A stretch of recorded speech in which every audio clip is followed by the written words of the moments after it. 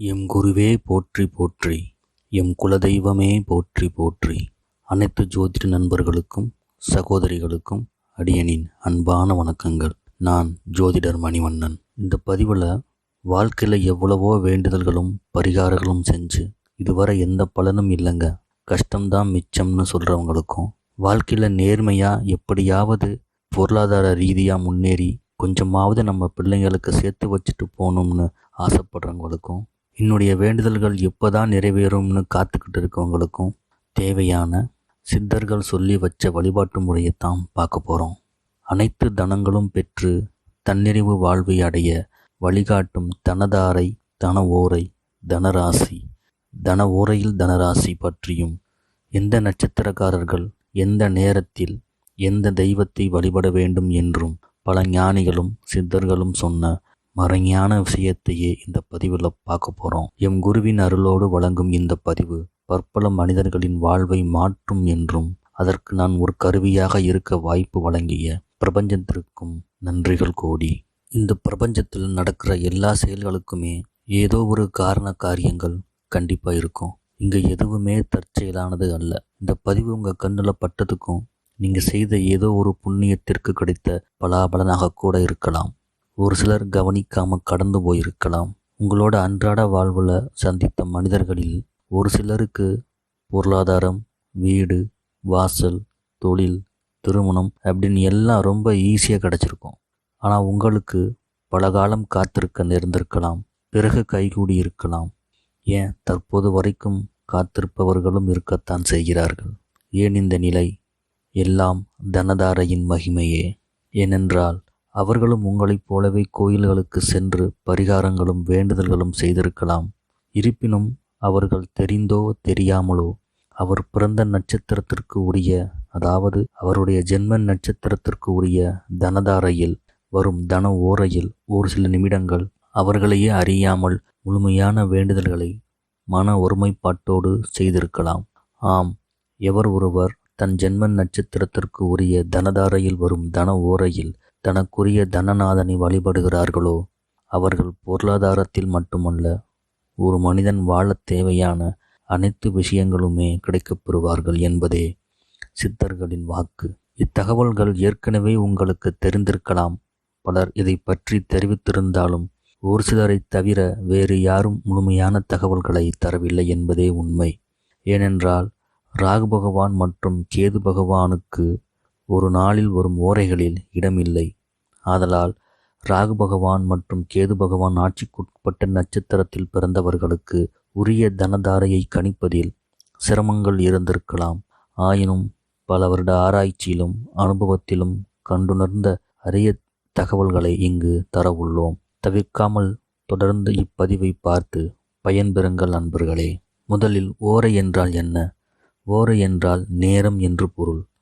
ஒரு நாளில் சூரிய உதயத்திலிருந்து மறுநாள் சூரிய உதயம் முன்பு வரை உள்ள 24 மணி நேரத்தை 24 ஓரைகளாக பாவிக்கப்பட்டு ஒவ்வொரு ஓரைக்கும் ஒவ்வொரு கிரகங்களின் ஆதிபத்தியம் கொடுக்கப்பட்டுள்ளது.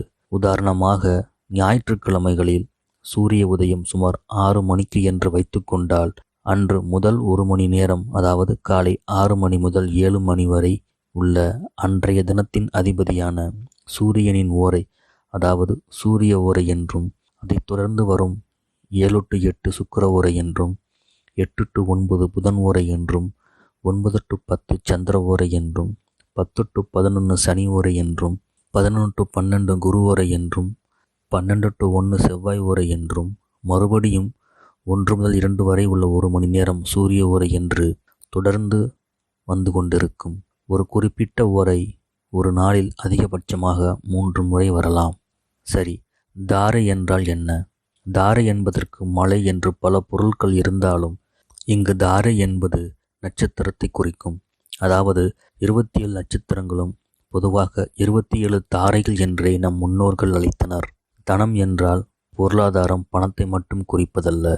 ஒரு மனிதன் சந்தோஷமாக வாழ்வதற்கு தேவையான அனைத்துமே தனம் என்று கொள்ளலாம். உதாரணமாக பணம், வீடு, நிலம், வாகனம், புகழ், திருமணம், குழந்தைகள், உறவுகளின் அன்புகள், கடனற்ற வாழ்வு என அனைத்துமே தனங்களே. ஆக தனதாரை என்றால் ஒருவருக்கு வாழ்வதற்கு தேவையான அனைத்து தனங்களையும் வழங்கக்கூடிய நட்சத்திரம் என்று பொருள். அந்த சக்தியை இறைவன் ஒருவருடைய ஜென்ம நட்சத்திரத்திற்கு இரண்டாவதாக வரும் நட்சத்திரத்திற்கே வழங்கியுள்ளார் என்பதே ஜோதிட மறைஞானமும் சித்தர்களின் வாக்கும் கூட. தனத்தைப் போலவே கடனை வழங்கவும், விபத்தை வழங்கவும், க்ஷேமத்தை வழங்கவும், மரணத்தை வழங்கவும் என ஒவ்வொரு நட்சத்திரத்திற்கும் ஒவ்வொரு பொறுப்புகள் கொடுக்கப்பட்டிருக்கிறது. தனதாரையை பொறுத்தவரையில் ஒருவருடைய ஜென்ம நட்சத்திரத்திற்கு இரண்டாவதாக வரும் நட்சத்திரமே தனதாரை என்றும், அந்த நட்சத்திரத்தின் அதிபதியே அந்த ஜாதகருக்கு வேண்டும் தனங்களை வழங்கும் தெய்வமாகும். அவர் எவ்வாறு எப்போது வணங்க வேண்டும் என்றால், தனத்திற்கே அதிபதியாம் மகாலட்சுமி தேவி அவர்களின் பரிபூரண ஆசி பெற்ற தினம் வெள்ளிக்கிழமை. ஆகையால் ஒவ்வொரு வெள்ளிக்கிழமைகளிலும் உச்சி பொழுதுக்கு முன்பு வரும் ஓரைகளில் தங்களுடைய தனதாரையில் தங்களுடைய தனநாதனை அதிகாலையில் எழுந்து குளித்து முடித்து பூஜை அறையை அலங்கரித்து தீபமேற்றி குலவிளக்காக இருந்தால் இன்னும் சிறப்பு. தங்களுடைய வேண்டுதல்களை குறைந்தது 11 நிமிடமாவது மௌனமாக தியான நிலையில் அமர்ந்து தொடர்ந்து வேண்டுவோருக்கு வேண்டியது கிடைத்தே தீரும் என்பது அனுபவ உண்மை. பூஜை அறை இல்லாதவர்கள் அருகில் உள்ள கோவிலுக்கு சென்று விநாயகரையோ அல்லது தங்களுக்கு பிடித்த தெய்வங்களையோ குறைந்தது 2 விளக்குகள் ஏற்றி வழிபடுவதும் 11 முறை வலம் வருவதும் சிறப்பு. 2 விளக்கு என்பது 2ஆம் பாவகத்தையும் 11 முறை என்பது லாபஸ்தானத்தையும் குறிக்கும். வீட்டிலும் கோவிலிலும் விளக்கேற்றும் போது சுத்தமான பசுநெய்யும் பஞ்சுத்திரியும் பயன்படுத்துதல் சிறப்பு. இல்லை என்றால் நல்லெண்ணெயை பயன்படுத்தலாம். தொடர்ந்து ஒவ்வொரு நட்சத்திரத்திற்கும் உரிய தன நட்சத்திரங்களையும் அவர்களின் தன அதிபதியையும் அவர்கள் வணங்க வேண்டிய தன ஓரையையும் துல்லியமாக கணித்து தெரிவிக்க உள்ளோம். தொடர்ந்து பதிவை பார்த்து பயன்பெறுங்கள் நண்பர்களே. இன்னொரு கேள்வி வரும். தனதாரை, தன ஓரை, தனராசி எல்லாம் தெரிஞ்சுக்கிட்டோம். அதென்ன தனதாரையில் தன ஓரை?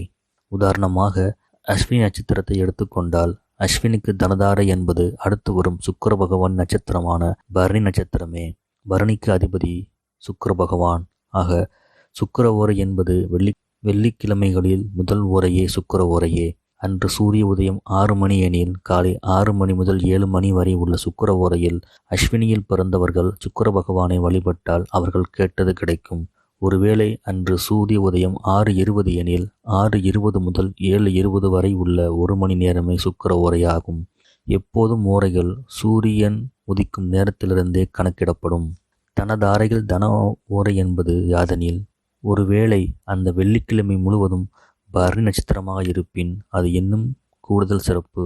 ஏனென்றால் அஸ்வினிக்கும் பரணியே தனதாரை என்பதால் அவர்கள் வழிபடும் தன ஓரையான சுக்கிர ஓரையில் பரணி நட்சத்திரமும் நிறைந்திருப்பதால் கூடுதல் பலன்கள் கிடைக்கப் பெறுவார்கள்.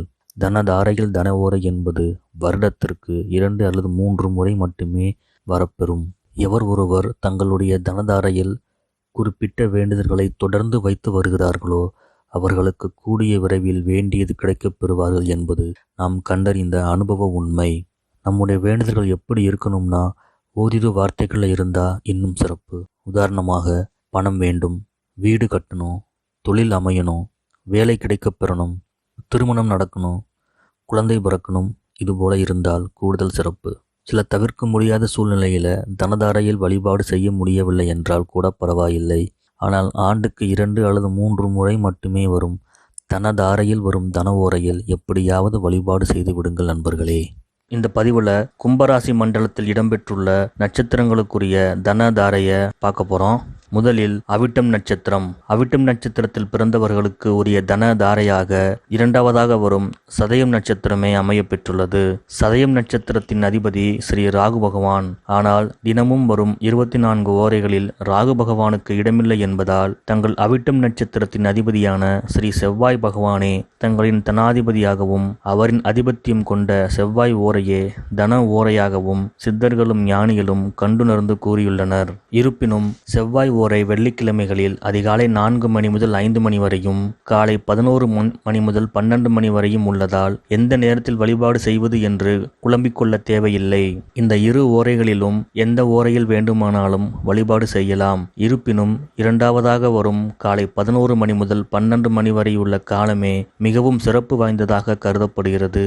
ஏனென்றால் காலை 11 மணி முதல் 12 மணி வரை உள்ள நேரத்தில் தங்கள் அவிட்டம் நட்சத்திரத்தின் தனாதிபதியான ராகு பகவானின் ராகு காலம் இணைந்து வருவதால் அந்நேரமே அதிக பலன்கள் தருவதாக இருக்கும் என்பது அனுபவ உண்மை. எனவே அவிட்டம் நட்சத்திரக்காரர்கள் ஒவ்வொரு வெள்ளிக்கிழமைகளில் ராகு காலத்தோடு இணைந்து வரும் செவ்வாய் ஓரையை காலை 11 மணி முதல் 12 மணி வரை உள்ள வேளையில் செவ்வாய் பகவானையும் ராகு பகவானையும் வழிபடுவதன் மூலம் கேட்ட வரங்கள் கிடைக்கப் பெறுவார்கள். ஓரையை சூரிய உதயத்திலிருந்து கணக்கிட்டுக் கொள்ளவும். நம்புங்கள், நல்லதே நடக்கும். அடுத்தது சதயம் நட்சத்திரம். சதயம் நட்சத்திரத்திற்குரிய தன தாரையாக இரண்டாவதாக வரும் பூரட்டாதி நட்சத்திரமே அமைய பெற்றுள்ளது. பூரட்டாதி நட்சத்திரத்தின் அதிபதி ஸ்ரீ குரு பகவான் ஆகையால் தங்களுடைய தனாதிபதியாக குரு பகவானும் தன ஓரையாக வெள்ளிக்கிழமைகளில் வரும் குரு ஓரைகளான அதிகாலை 3 மணி முதல் 4 மணி வரை உள்ள நேரத்திலும், காலை 10 மணி முதல் 11 மணி வரை உள்ள நேரத்திலும் குரு பகவானை வழிபாடு செய்யலாம். எனவே சதயம் நட்சத்திரத்தில் பிறந்தவர்கள் வெள்ளிக்கிழமைகளில் வரும் குரு ஓரைகளான அதிகாலை 3 to 4 மற்றும் காலை 10 to 11 ஆகிய ஓரைகளில் ஏதேனும் ஒரு வேளையிலோ அல்லது இரு வேளைகளிலோ குரு பகவானை நோக்கி வழிபடுவதன் மூலம் அனைத்து தனங்களும் கிடைக்கப் பெறுவார்கள். இருப்பினும் அதிகாலையில் பிரம்ம முகூர்த்தமும் சேர்ந்து வருவதால் அதிகாலை 3 மணி முதல் 4 மணி வரை உள்ள குரு ஓரையில் வழிபாடு செய்வதன் மூலம் மிகச் சிறப்பான பலன்களை பெறலாம் என்பது அனுபவ உண்மை. ஓரையை சூரிய உதயத்திலிருந்து கணக்கிட்டு கொள்ளவும். நம்புங்கள், நல்லதே நடக்கும். அடுத்தது பூரட்டாதி நட்சத்திரம். பூரட்டாதி நட்சத்திரத்தில் பிறந்தவர்களுக்கு உரிய தன தாரையாக, அதாவது இரண்டாவதாக வரும் நட்சத்திரமாக உத்திரட்டாதி நட்சத்திரம் அமைய பெற்றுள்ளது. உத்திரட்டாதி நட்சத்திரத்தின் அதிபதி ஸ்ரீ சனீஸ்வர பகவான் ஆகையால் தங்களுக்குரிய தனாதிபதியாக ஸ்ரீ சனீஸ்வர பகவானும் தன ஓரையாக வெள்ளிக்கிழமைகளில் உச்சி பொழுதுக்கு முன்பு வரும் சனி ஓரையான காலை 9 மணி முதல் 10 மணி வரை உள்ள காலமும் அமைய பெற்றுள்ளது. ஆகையால் பூரட்டாதி நட்சத்திரத்தில் பிறந்தவர்கள் ஒவ்வொரு வெள்ளிக்கிழமைகளில் காலை 9 மணி முதல் 10 மணி வரை உள்ள சனி ஓரையில் ஸ்ரீ சனீஸ்வர பகவானை நோக்கி வழிபாடு செய்வதன் மூலம் கேட்ட வரங்களும் தனங்களும் கிடைக்கப் பெறுவார்கள் என்பது சித்தர்களின் வாக்கு. ஓரையை சூரிய உதயத்திலிருந்து கணக்கிட்டுக் கொள்ளவும். நம்புங்கள், நல்லதே நடக்கும்.